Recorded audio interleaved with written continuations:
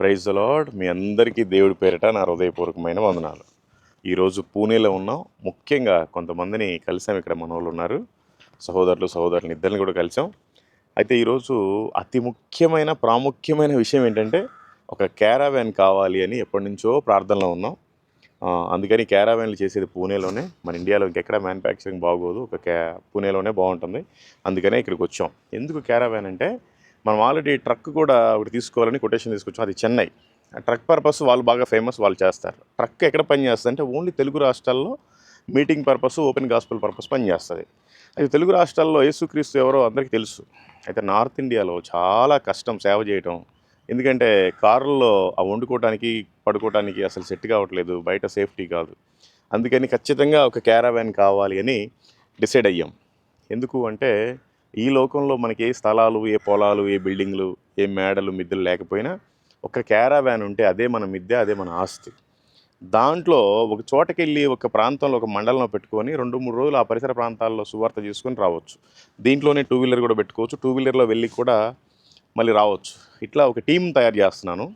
ఇన్ని రోజులు మీకు ఎవరికి చెప్పలేదు. ఒక టీం తయారు చేస్తున్నాను. ఆ టీం ఎందుకు అంటే, పాటలు పాడటానికి, వాయిద్యాలు వాయించడానికి, పాటలు పాడటానికి, ఇంకా అనేక యాక్టివిటీస్, సువార్త పరిచర్య, సువార్త చెప్పడానికి అన్నీ, ఇంకా వాళ్ళకి కొన్ని స్కిట్లు వేసి చూపించడానికి బయట ఒక పెద్ద ఎల్ఈడి స్క్రీన్ కూడా పెడుతున్నాం. చుట్టూ కెమెరాస్, మైక్లు అన్నీ కూడా వస్తాయి. సెటప్ అంతా ఇప్పుడే కొటేషన్ తీసుకోవడానికి వచ్చాం. ఇది చాలా ఎక్కువ.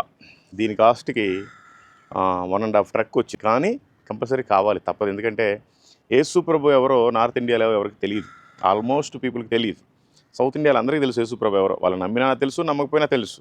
కాబట్టి సువార్త పరిచర్య జరగాలి అంటే, నాకంటూ ఇల్లు ఈ భూమి మీద ఏదైనా ఉందంటే ఒక క్యారవాన్, ఒక ట్రక్కు, ఒక కారు మాత్రమే ఉండాలి. ఇంక ఈ భూమి మీద నాకు ఎటువంటి ఆస్తులు అక్కర్లేదు. ఎందుకంటే సువార్త ప్రకటించాలి, చచ్చిపోవాలి. సువార్త ప్రకటించాలి, పరలోకానికి చేరాలి. కాబట్టి దీంట్లో పడుకోవడానికి ఒక బెడ్రూము, కూర్చోవడానికి ఒక సోఫా, తినడానికి ఒక టేబుల్ సెట్టు, అట్లాగే చుట్టూ కెమెరాస్ ఉంటాయి కాబట్టి చూసుకోవడానికి ఒక లోపల ఎల్ఈడి టీవీ, బయట అవుట్రీచ్ చేయాలి, యేసుప్రభు ఎవరు ఏంటి అవన్నీ వీడియోస్ చూపించాలి కాబట్టి ఒక మంచి స్క్రీను, బయట వంట చేసుకోవడానికి ఇదంతా కూడా పైకి వస్తుంది, ఇట్లా పందిరిలాగా వస్తుంది. అదంతా మళ్ళీ తిప్పుకుంటే లోపలికి వెళ్ళిపోద్ది.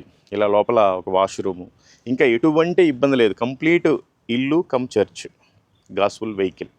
దాంట్లోనే ప్రయాణించాలి, దాంట్లోనే తినాలి, దాంట్లోనే స్నానం చేయాలి, అన్నీ కూడా దాంట్లోనే. ఇంకా కాబట్టి సువార్త విరివిగా జరగాలి అంటే క్యారావాన్ కంపల్సరీ అవసరం అని నాకు అనిపించింది, నాకు ప్రేరేపణ కలిగింది.